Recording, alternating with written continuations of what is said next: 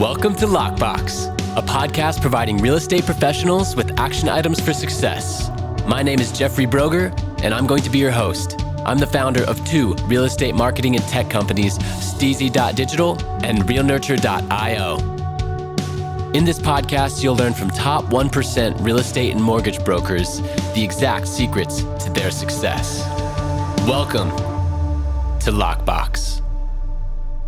Welcome to Lockbox. My name is Jeffrey Brogger, and I am here with Galit Ventura-Rozen. Galit, thanks for being with us. Thanks, Jeffrey, for having me. Absolutely. So why don't you tell our listeners first who you are and where you're from? Absolutely. I actually live in Las Vegas, Nevada for quite some time, since 1987. I am a commercial real estate broker, and I am also a sales success expert and work with women to show them how to get to seven figures in their business. Which I love to hear that. And we'll dive into that in depth in this podcast because I think it's a great mission. So what got you into real estate, first of all? To be honest with you, the story goes like this. Short version, right? I was graduating college, just like most of my friends, getting my first degree in business here at the university in Las Vegas. And everyone was looking for jobs, and it just didn't sound very exciting to me. So I went and got my real estate license because at the time we were probably getting about 6,000 new residents a month.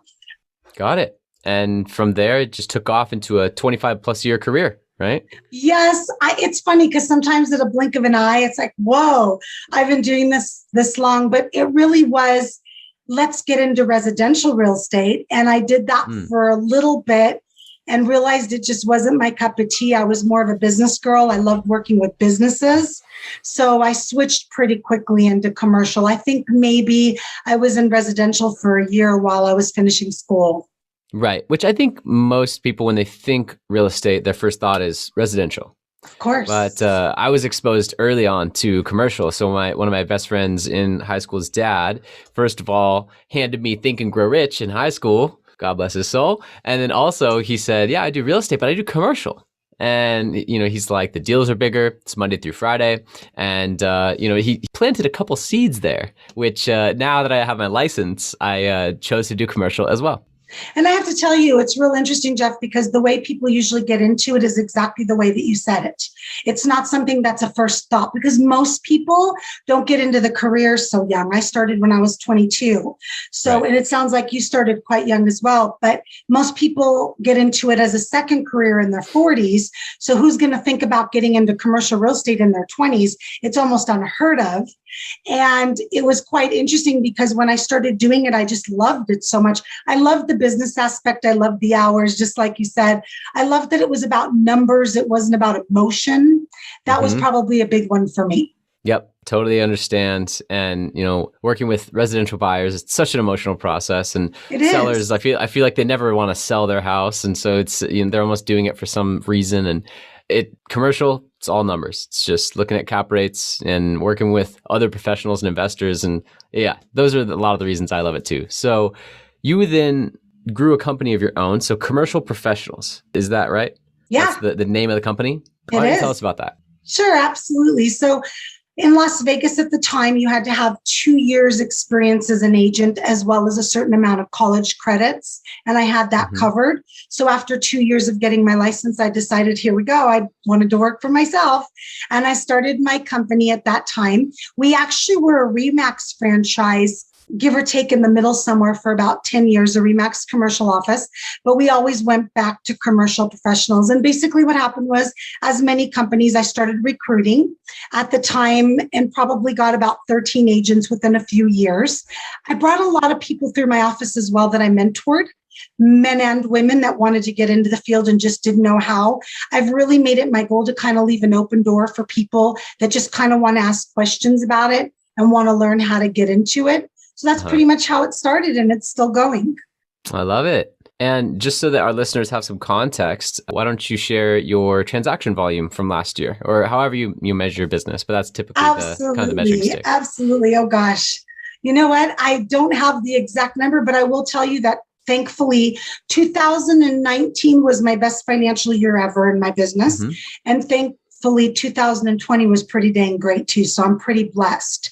The last deal I closed, just to give you some numbers, was $17.2 million. The largest deal I've ever closed is 50 million. So I'm working a lot with investors that are looking for income properties that are off market. That's really my specialty, is off market properties. Just from being a Vegas girl and living here so long, I find out a buyer. Most of my buyers are from out of state. And then I know a lot of the sellers and the owners. And then I reach out and start developing those relationships and then making the deal. Yeah, no, makes total sense. And it seems like you have built a strong career in this through your sales ability. And now you teach it, right? So why don't you share a little bit on your book, The Successful Woman's Mindset? Thank you. It's funny how things come about. I never believed I'd be an author. I never thought about being an author. All of a sudden, people started asking me to speak about business and success, and it just made sense to write the book, because a lot of times when we come from a place of service, it's not about us. And I wrote the book. It was really successful with women that wanted to learn, wait, what does it take? What's working against me, and how do I get it working for me? And I've had a lot of men purchase the book too. And it's just so fun how all of that works out. But the way that it came to the sales success part is people started reaching out to me and saying, how have you sold? Gosh, I think I've sold maybe $900 million in real estate. How have you done it? Right. And that's where it started. And I said, there's actually a process to it. And let's talk about the process. And then as it be, people are saying, wait, Galit, we want you to come talk at our companies. We want you to put on seminars. We want you to work with us privately to actually sell us. And what's really fun about my system, Jeff, is it's so different than the salesy type of systems that you use. My sales success method really begins and ends with building relationships. That's it. Yeah. That's it. And really, real estate on both residential and commercial, it's a relationship business. So in my opinion, the word sales is a positive thing. I know there's a negative connotation when it's spoken out to the consumers. And I've heard the stat that real estate agents are just above used car salesmen and consumer opinions of professions and all this stuff. But in reality, and from my perspective, a good salesperson is largely asking questions and listening. Yes. It's not selling someone into something that they don't want. It's listening and having your client's best interest in mind and guiding them with a fiduciary responsibility to their best end goal. And so I love your focus on relationship building. You mentioned it even before you started talking about your book, that you have built relationships with your investors and local owners of these commercial properties. And then when you find out estate buyers, boom, you make that connection. So in the book, do you have any branded tactics or like a cool thing that you can share with our listeners that might entice them to go purchase that book? Yes. So the Successful Woman's Mindset is really about, okay, I'll just give you some of the chapter titles just to give you a little feel. Yeah, absolutely. So one of the chapter titles is She Knows Her Definition of Success, because it's different for everybody. One of them is she believes she can. One of them is she is a leader. She takes past successes and uses them to overcome future obstacles. So that book is very logical. There's activities at the end of each one. There's a workbook. You could just skip around chapters. And that book really is about, hey, look, what is working against me? Because this thing we have up here, it works against us more than it works for us. And we actually have to work for it to work for us. It's quite interesting. I actually went back to school when I was 38 to get my master's degree in therapy. Not because I wanted to be a therapist, but because I felt like there was such a need to understand why our head works against us instead of for us so much. And I learned so much about how it works and your thoughts and your negative thoughts. So the key pieces for me is, you pretty much said them already, Jeff. It's so fun when I talk to someone like you that's so aware and so in what's happening. So my 4 steps, of course, minor information versus the big project, is adopt a sales success mindset, right? You got to have the confidence. You got to have the knowledge, and you got to do the homework. I never showed up as a 22-year-old woman to meetings with 10 men that wanted me to sell their $10 million property without knowing my stuff. Okay. I knew my stuff. I always know my stuff. And I never talk about something I don't know about. Why would I do that? It just doesn't make sense. Doesn't benefit me or them. So adopt a sales success mindset.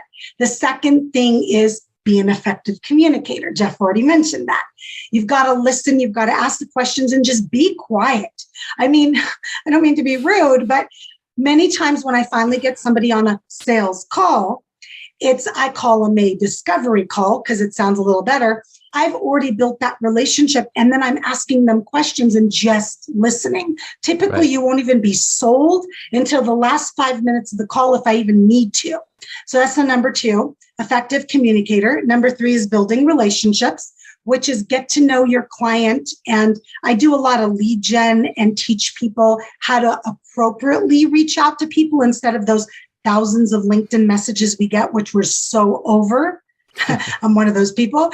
And then the 4th thing really is the sales call. And there's a process to the sales call from beginning to end. But if you did the first 3 steps right, the 4th one is a breeze. Not because you're going to sell every single time, because it would be nice to. It's because you've done your homework and you're ready to talk to that person about buying.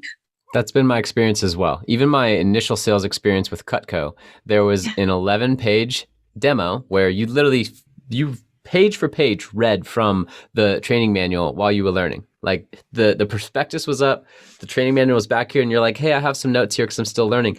And you would just put your head down and read. And 60% of people would buy. They had already figured it out. And so the training was like, if you do what you're supposed to do in pages 1 through 8, then by the time you get to page 9 through 11, which is the close, you're not even going to need to use any of the objection handlers or any of that, because 1 through 8 takes care of everything else, right? And that's always resonated with me, like doing that work up front. Then you don't need that clever one-liner that everyone's looking for, like, oh, what's the closing line or what's this and what's that? It doesn't even come down to that because you've already done everything, handled objections ahead of time, built rapport, you've done everything you need to do prior to that point. And now it's a no-brainer. So that makes total sense to me. And you did mention something I'm very interested in, lead gen. Because I own a real estate marketing agency. That was actually my first experience in real estate. It looks like you did some research. Awesome. Of course. So I'm very curious what your most profitable lead generation is, other than referrals, of course, because referrals are amazing. Yes. But they come a lot of times from that as well, from the lead gen, because you might be messaging someone or connecting with someone and then they tell someone about you. I can't tell you how many times that's happened for me, where this person might not be the one that hired me or worked with me in one of my businesses, but then they told someone, you've got to talk to Galit, she's the girl. And it's happened to me many times. Totally different career. I'm a professional speaker. I get paid to speak, right? Somebody I know told a person that plans these conventions, you've got to talk to Galit. They thought I had a speaking agency, for goodness sakes. So when you're doing the branding right, you're going to get the leads. But let's go back to lead gen. I think for me, it's setting yourself up as the authority. So again, it's the work prior. It's the authority. So for example, if you go on LinkedIn right now, you'll see some really long posts associated with what I do. Some of them involve videos. Some of them involve published articles that I've written in different magazines. Some of them will involve interviews that I've had on TV. That sets me up as the credible authority. Sales success expert, commercial real estate agent. So it's not just, okay, let's go and do lead gen. You also need to be seen as the expert. So once you're doing that, they look at your stuff and go, wait, yeah, she knows what she's talking about, right, Jeff? Yep. One of the first things you said to me is, you've done a lot in 25 years. Well, yeah, it's 25 years. And don't get me wrong, I know I've done a lot, but those things set you up for success with the lead gen. It's so important to have that branding and authority before you're even reaching out. And then, of course, if you're doing it right, they're reaching out to you as well. Absolutely. And I love your focus on content and long form content, the really diving deep and displaying everything that you've done. And that's a really important concept, is documenting and repurposing, because you might do an interview on Fox and you've been featured on all of these news outlets, but if you never then either get the hard files or ask those partnerships to share things with you so that your team can repurpose them into little 1-minute things for social media, then you're not really leveraging that asset, because that's really what it is. A piece of content like that is an asset, and you're not really leveraging it to the best of its ability. And I have seen because I have clients on both sides. I have residential clients as well as commercial clients for lead generation and branding. And I noticed that residential seems to be a little bit more tech forward in that concept of like content remarketing and having social media, pumping things out all the time. Has that been your experience on the commercial side where you're doing things that are pretty cutting edge compared to a lot of your competitors? Yes, I will tell you that a lot of my lead gen is direct B2B because I'm reaching out to vice presidents of acquisitions. Those are my guys, okay? My guys, my girls. Those are the people that I need to be talking to because they're the ones that know what their company's purchasing. So my most successful ones are typically as that. Now, when it comes to the sales success and the mentoring and the speaking and the human resource managers hiring me, that is definitely going to set me up as the credible authority for them to respond to my messages through LinkedIn. But it kind of works together. It just depends. It's not very common that because of a post I made on LinkedIn, a vice president of an acquisition company is going to be reaching out to me, but it gives me that open door when I reach out. I'll give you a quick example for fun, Jeff. I have a team and I'm very blessed. It's a generational team. My oldest joined the company and he's 25 and he just joined a year and a half ago. And that new blood, that excitement. And then my father has been in general contracting for 40 years. So we have this generational thing. So my son reaches out to me and says, "Hey, Mom, do you know anybody at Tesla?" I said, "No, but let me check." Right, Jeff?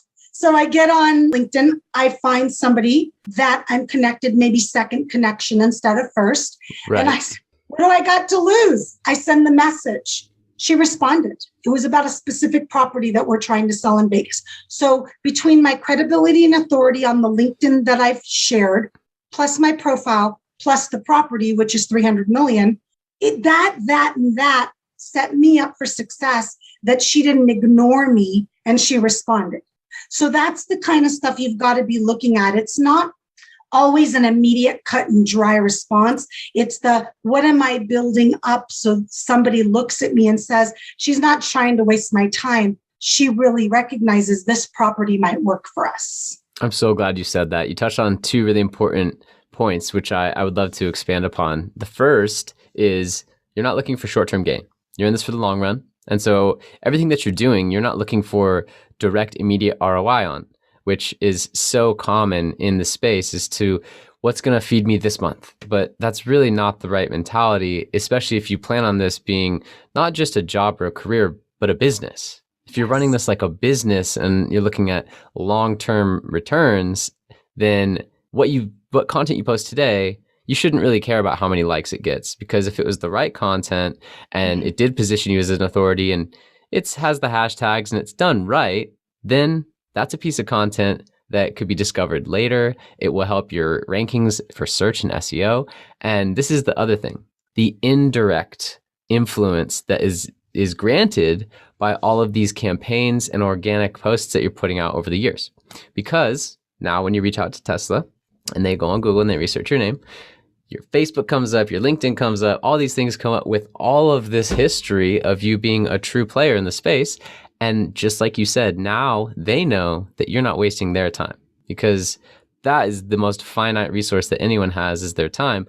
And if they go to your profile and they see that, you just switched from whatever other career to commercial real estate and you have a bunch of posts of political memes on your Facebook, then they're not going to take you as seriously, right? But it's just that importance of having a track record of being an authority and how it then pays dividends later. So, yeah, great way to look at it. Consistency, and it's an investment. So you can look at it from a real estate perspective. It's really an investment.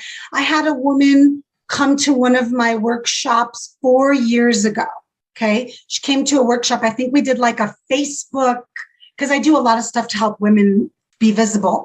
I think we did like a Facebook, how to be visible on Facebook 4 years ago in person. And the next thing you know, a year later, she's joining one of my classes to learn how to lease property. Then the next thing you know, she's joining books that I put together. I have anthologies I put together with lots of women. So imagine that she maybe spent $97. That was it, that first time. But now, since then, she's spent thousands of dollars. And I think that that's the key that you have to look. I'm not one to change careers, obviously. I've started a few new businesses in the last 5 years. I've started 3 new businesses, but I don't give up the ones that I had before.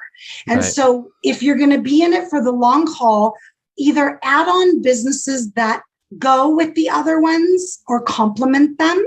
I always suggest that so people don't get confused. And it's okay to change careers and stuff, but if you're doing well in it, why change? Just grow upon it. And that's kind of what I did. Yeah, no, that does make sense. And in your network, you have over 10,000 women that have become a part of it. Is that right? Well, we actually just had over 11,000 last week. Congratulations. Yeah. So during COVID, I hope it's okay to say that. I don't usually like to, but during this whole craziness, our city shut down for 8 weeks. My commercial real estate came to a halt like many people's. And we realized there was a need for women to find a place to find support to go online with their businesses. So we started this community and it blew up. It just literally blew up. It's one of my other businesses called Everyday Woman. And we have this amazing Facebook community called Women Supporting Women, Professionals and Entrepreneurs. We probably get 300 new women a day. And so when you build something that helps people, it's also okay to make money from it. I want to say that because a lot of women don't recognize that. You can serve and still be profitable. And we've actually made 6 figures in that business just in the last 12 months. So it's just amazing when you kind of look for what it is, right, Jeff? How many people can say, wait, I'm succeeding during challenging times? It's just looking for what's missing in a positive way. And I did the same thing with the recession in 2008. I pivoted my company. We started working with banks and taking REO management of commercial properties. That's how we survived when so many people weren't surviving. So you've kind of always got to be looking for that little thing of, wait, what could I be doing so that way I could still be making money and be successful? Right. So important. And that's something that I also did in it was, I guess, March 2020, right when the pandemic really blew up. I noticed that, the things that I had been doing for clients for years, all of a sudden now every single real estate agent needed to be online. And so I started this 14-day challenge, which was wildly successful. And it was so well timed because I asked myself the question, the industry clearly needs what I offer. How can I package it in a way that is just an absolute no-brainer and makes complete sense, right? And we package it as a $10 14-day challenge to basically bring your real estate business online. And it was like that $97 purchase you talked about, where the initial $10, we didn't even break even based on the ads. It didn't matter. We got tons of clients out of it, tons of people that learned so much, consumed our info products and are still clients today. Like, it was a hugely successful thing. And we actually lost on the first sale, but it didn't matter because everything else afterward made sense as far as the economics. And we were coming from a place of service. We didn't want to price it so high that the people who needed it couldn't afford it. It was $10, right? And we wanted to just make it as fair as possible. So that's my first response there. I totally agree with you. You always have to be nimble and navigating and keeping, a really creative approach toward navigating new waters. And that's my next question. Where do you think the future of the industry is going? Like after the pandemic, going into, the 2020s, what do you think is going to happen? You mean commercial real estate? Sure. Commercial, 5-10 years out. Yeah. So I can only speak about my city. It's quite interesting because each one is so different. If I spoke to an agent the other day from New York, and it's a whole nother ball game. Let's say if we compared it to Las Vegas. Sure. I believe that, so our city in itself is growing constantly. The strip itself is great, the hospitality industry, but if you're well versed in the community like I am, there's building, construction, it's nonstop. We are still in a seller's market today. It has not budged. COVID or not COVID, buyers are dying for it to change just a little. Interest rates, my gosh, I think I just 2.9% for a commercial loan. I mean, it's just crazy. So I believe that this market will continue to grow. I don't see commercial real estate changing anytime. We were talking about residential with all the stuff that's going on with those companies that are coming in, Jeff. That's a whole nother story. We're trying to push agents out. But commercial real estate is too complicated and it's too broad. you've really got to have the expertise and the training to understand what commercial real estate is. I told you I get hired privately a lot for residential agents to be taught. They hire me for 6 to 12 months, and that's with a lot of hand-holding. It's a lot of trial and error if you don't have a good mentor, because it's not like residential where you can go take a class and learn everything there is and then everything's regulated. So I believe the market's going to keep growing. I don't see it changing in the next 5 to 10 years, not for commercial.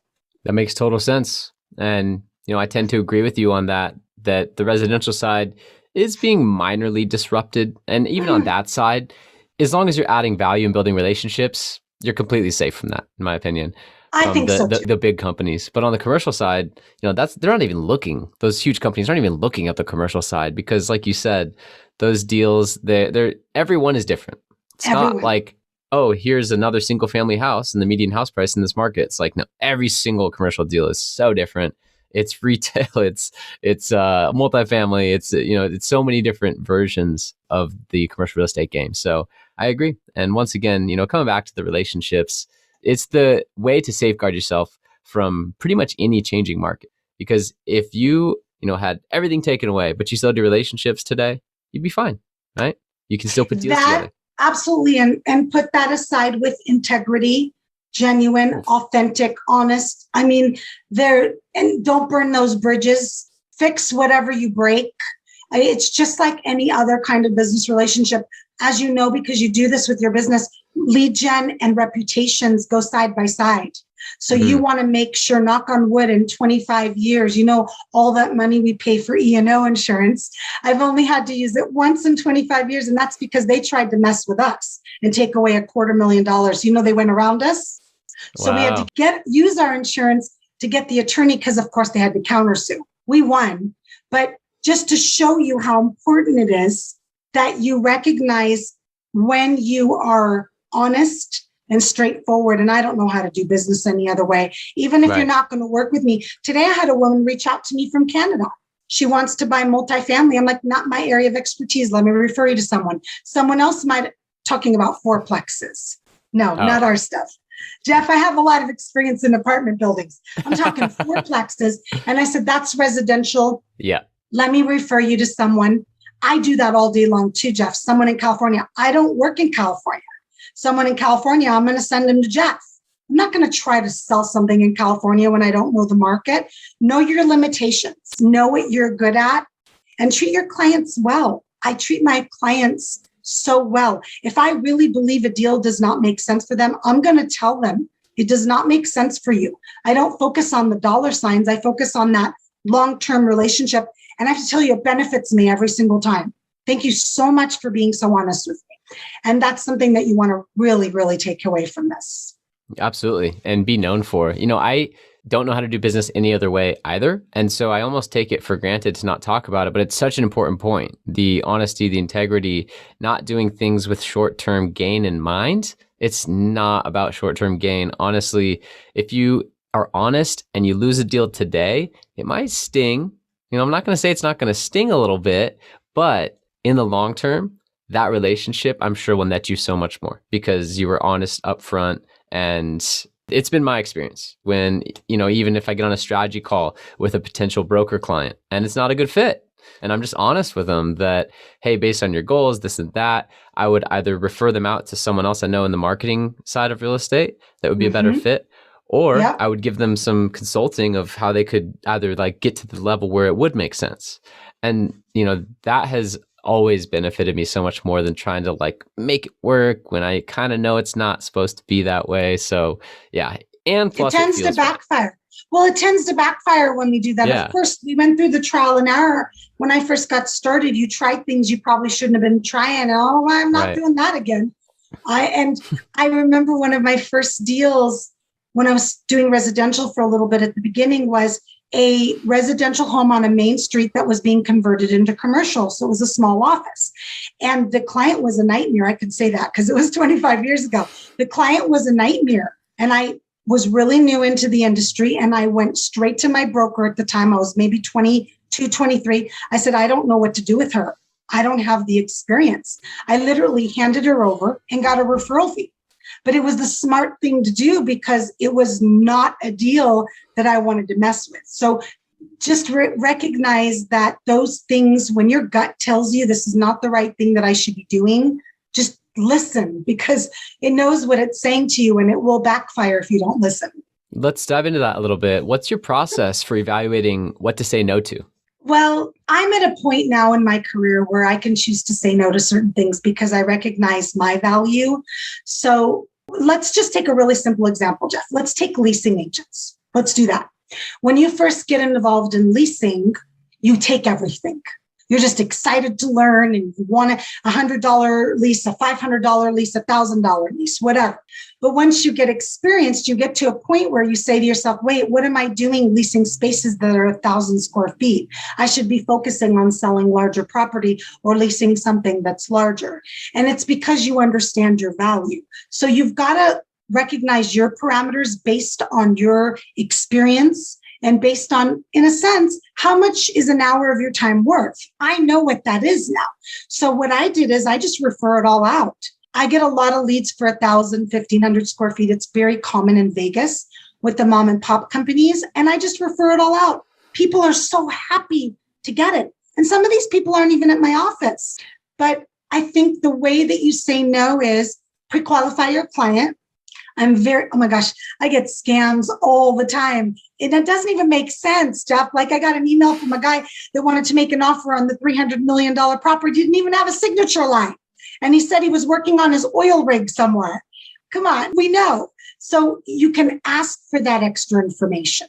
But then I had another email recently from a gentleman that didn't have a signature line. But I asked, I'm so sorry, you don't have a signature line. Could you tell me a little bit more about your company? Very polite. And I received that information and realized they were a legitimate buyer. He just didn't have a signature line. So definitely ask questions. Don't be shy to pre-qualify your clients. Recognize your value and what you're willing to spend your time on. And then see if you can work with that client. If you don't have the understanding, the knowledge, or their expertise, find them someone else too. So smart. And that's actually how I've structured my commercial real estate business. So I know my value is in digital marketing lead generation. That's what I bring to the table. So I actually am essentially a referral agent, and I'm able to find off-market listings, bring those to other agents that are best suited for that type of property that I know. They take the listing, kick me a referral. I'm happy. I don't have to go through the entire listing process, which honestly, I'm not as experienced in. But what I'm a master at is staying in my lane with digital marketing and running really successful campaigns and optimizing those and scrubbing qualifying leads through a ISA team. So that is my value. And because I'm clear on that, I can now achieve such great heights because I'm not trying to do everything. And I think that's so key is being able to say no, know your value. And you've touched on so many great points and tactics throughout this podcast. What I want to do, which is very difficult, I want to distill it down to the one action. So this podcast is all about action items for success. So, over your career, what do you think is the single most important action that you took on a daily basis that attributed most to your success? Absolutely. As an entrepreneur, you have to be your own motivator. There's no one really that cares if you wake up in the morning, if you make the calls, if you reach out to the people, if you follow up. If I don't show up at the office, my office still runs. So the first thing that I would suggest that the action step that you take is really reevaluate. And I'm going to say reevaluate your goals. And then when you reevaluate your goals, and I'm a 3 girl, a lot of people are, I like 3 goals. Are the things that you're spending your time doing every day directly correlated with accomplishing your goals? If not, it's time to start saying no or delegate it out. So that's really the core of success, in my opinion. So what are your goals? And say no to anything that isn't directly correlated to accomplishing one of your goals. And make sure to delegate stuff out. So my action step for you would be reevaluating your goals. So key. I love the self-motivator point, because really, whether you wake up at 10 or wake up at 5, not many people would notice, but your productivity would be hugely impacted and you would know. Oh, yes. And that's one of the biggest things is, I started waking up instead of, even 7 or 8, at 5:30 and at the gym at 6, and doing that consistently over a long period of time, it is so empowering to go through your day with that confidence that you are a go-getter, you're getting up early, you're getting the things that are most important done first before anything else. You then have like, I feel like the clarity to say, you know what, I need to bring in an assistant now because this and that are non-income producing. It changes everything. I don't know what it is about it, but that simple concept of just getting up early and getting started right away and being that self-motivator, putting the right stuff in your ears, right? Watching the right things. It is so key. So I really appreciate you bringing that up. Yes. And for each person, it's different. For me, I'm not a morning exerciser. I'm a midday exerciser. So my body just doesn't do well. So for me, it's waking up in the morning, having my cup of herbal tea, sitting outside when the weather's nice, enjoying the beautiful weather before I get into an office all day long, right? Then in the midday, I'm taking a walk, or my youngest likes to play basketball. So we'll go to play basketball, take a walk. Today, I think we did it at 10:15.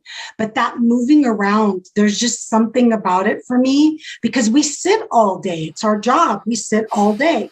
We can make money in front of this computer all day long, but getting out there, of course, there's networking and stuff too that's back now in person, but getting out there. But I'm a morning person as well, Jeff. I start my morning real early. Most people that are successful, but some people are late owls. So whatever works for you, just find your groove and stick to it, but be consistent. I am so consistent about my Monday through Friday and my Saturday and Sunday as well. Yeah, interesting you say that, because on Saturday and Sunday, lately, I've been so consistent that it's like you wake up Monday through Friday at 5:30 in the morning. You're not going to sleep until noon on Saturday. Like, you're going to be up at like 6 or 6:30, even if without an alarm. So it sets a really positive habit. And also then if you combine that with positive intention and reevaluating goals consistently, asking yourself that phenomenal question that you positioned, which is like, is this getting me closer to those goals? If not, eliminate it, delegate it. That's really a recipe for success. And I really love how we've been able to distill that down.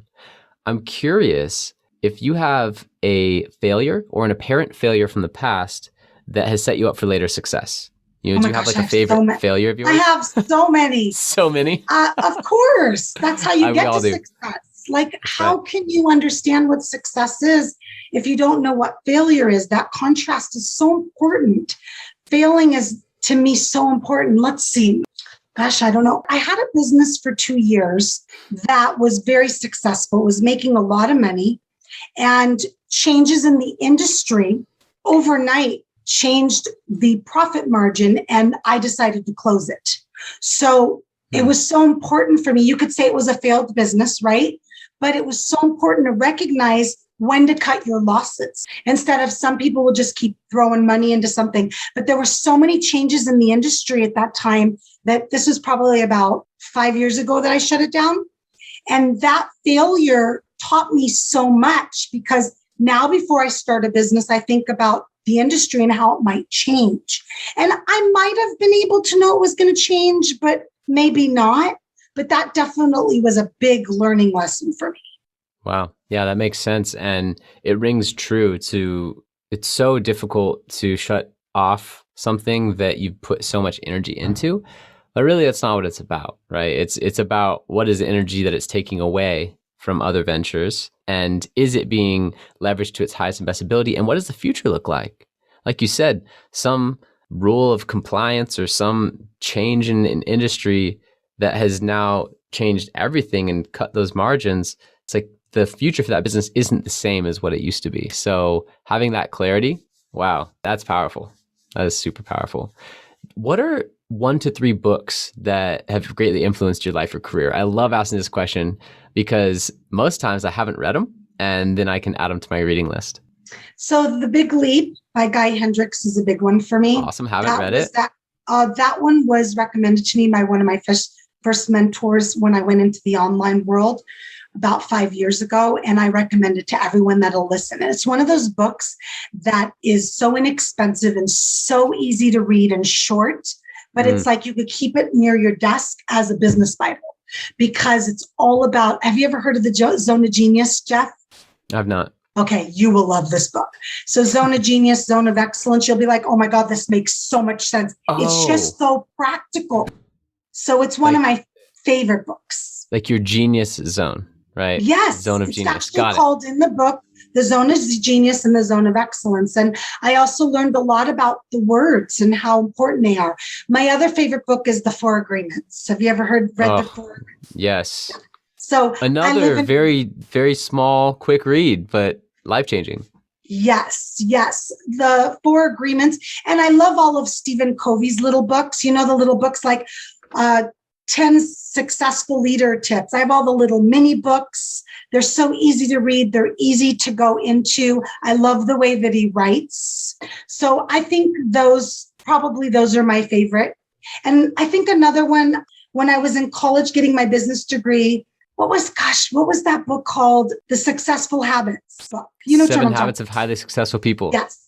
They asked us to read that, I think, junior or senior year in college. And I never forgot that book. That book had a large impact on me as well. Wow. What a great book to read in college. Yeah, I thought so. Yeah, that's amazing. In the last 5 years, do you have any new belief, habit, or any type of behavior that has drastically improved your life? Yes, positive thinking and gratitude. I think in some shape or form, I've always been a positive person. I was told for years that I wear rose-colored glasses and I see the world through this bubble. I've been told that too. Yeah. And by the way, what a great thing to have, right? What a great thing to have, yeah. But for me, gratitude and the silver lining has been key because like everyone, sometimes people think I wake up with a smile and go to bed with a smile. No, it's called being human. I work to have my smile. I work to be positive. I think that has been the key to my successes, even through challenging times in my personal life and my businesses with my kids. I always do my dangest to find the positive. So if somebody's sick, let's just say, not seriously sick, you say, oh, thankfully it's just that. And of course, not everyone wants to hear that stuff, Jeff. Sometimes it has to be in your brain. But right. I think having such gratitude for my life every day to the point of sometimes I'm a very emotional being and I'll just cry out of gratitude. And I think it's a beautiful thing because if you really look at how gratitude works, emotion is the key to getting what you want when you believe in those things. And I truly believe in gratitude and looking at the future and seeing the things that you want. So I'm a big believer in all of that, and I've seen it come to fruition. So I'm also one of those cases that many of the things that I've wanted with work and dedication have come true because I was grateful for the things I didn't have, grateful for the things I had, and then I was never jealous of anybody else. So that's been a lot of my success. That's interesting. I'd like to touch on the being grateful for things you don't have. How do you look at that? I look at it as there's a reason I don't have it right now. So you know how we want everything right now. I mean, come on, hello, yeah. Who doesn't want everything right now? Doesn't work that way, right? But I believe there's a reason for it. And so when there's a deal that goes sour, I'll just use a logical example. I think to myself, maybe there was a reason. Maybe there was a problem with the land. Maybe there was a problem with the building. Maybe who knows what the end result would have been. I don't know. I can't see the future. So instead, I choose to focus on the fact that there's a reason I don't have that. There's a reason that didn't work out for me. And honestly, a lot of times it shows up later in life. It shows up, oh, wow, that makes total sense now. I understand why that didn't work out. But I think that it's benefited me because, of course, it's important to focus on what you have versus what you don't. And then that's what I believe. And then when something doesn't work out, saying, oh, well, it didn't work out. Why should I focus on what didn't work out? Why don't I focus on what did? That's super interesting. I look at things in a similar light. It actually takes me a little bit to get there because it's natural, I think, to have the comparison syndrome of like, oh, that person has that. I want that. Why aren't I there yet? I should be farther along by now. Like that's like the natural thinking for whatever reason. I think we have 90,000 thoughts a day and 2/3 of them are negative. So it's like the majority are just negative. But if you train your mind to look at that as, you know what? Because I want that and I don't have it yet, that's keeping me motivated and I'm striving for it. What a gift. And so I was really curious how you looked at it. And also, I believe that gratitude is the prerequisite of happiness. Oh yeah, for sure. For You could sure. have all the things in the world, but if you aren't grateful for them, then you're not happy, And we've seen right? that over and over again with people that Over are and very over and over successful and again. some of the richest people in the world. And how much more fun is it to have everything and be happy about it? And I think what you said is so true, Jeff, because yes, I'm human. Of course, I think my brain goes to those places. But then the second I catch myself going into that, why am I not there? Why don't I have that? I immediately say to myself, no, but I'm so happy for them that they do. And I have found that it benefits me to recognize happiness for the people that are successful, happiness for the people that are happy, that are doing the things that they love. And I'm going to tell you what it's attracted for me is people that do the same for me. Whenever I share a win, on social media, I'll have hundreds and hundreds of comments congratulating me. How amazing is it that people look at me, and I'm using this as an example, it's not about me, look at me and say, I'm happy for her. Well, I do the same thing. I do the same thing for them instead of, well, why don't I have that? People are posting pictures in Hawaii. I'm like, why am I not in Hawaii? And instead I think, oh my God, I'm so happy for them. One of my friends had back surgery 6 weeks ago and it was good enough to go to Hawaii. How amazing is it that I just saw that he's in Hawaii? So that's how I switched it up. And guess what I'm going to do? Probably plan a trip to Hawaii soon because I want to go. So that's how that's kind of like my system of working through it. I just gave you insight into the way my brain works. No, I love that. And that's really what this podcast is about. It's about distilling down those thought patterns and processes and specific actions that lead to the successful mindsets, and overall impact and happiness. So really appreciate you sharing that. And you're doing such amazing work with women. I have 3 older sisters. So I essentially had like 4 moms growing up. And I have always just been focused on like helping women in any way that I can. I've always believed in workplace equality. I've started clubs in college that like helped, women in different ways. And so I love what you're doing with women. And I'm curious, is there a question I should have asked you or anything else that you'd like to, elaborate on from earlier that we didn't really touch on? No, I think you did a great job. I think for me, one of my passions has been that when I see statistics that bother me, I want to be the change. So right now, we probably have over 11 million women-owned businesses in the United States, but only 4.2% of them are making $1 million or more. And I'm kind of over it because that should not be the case. And that has to start with changing the way that women look at their businesses and showing them, I'm going to say that again, anybody out there that knows how, show other women how to have a 7-figure plus business, because there's no reason why those numbers should be so little.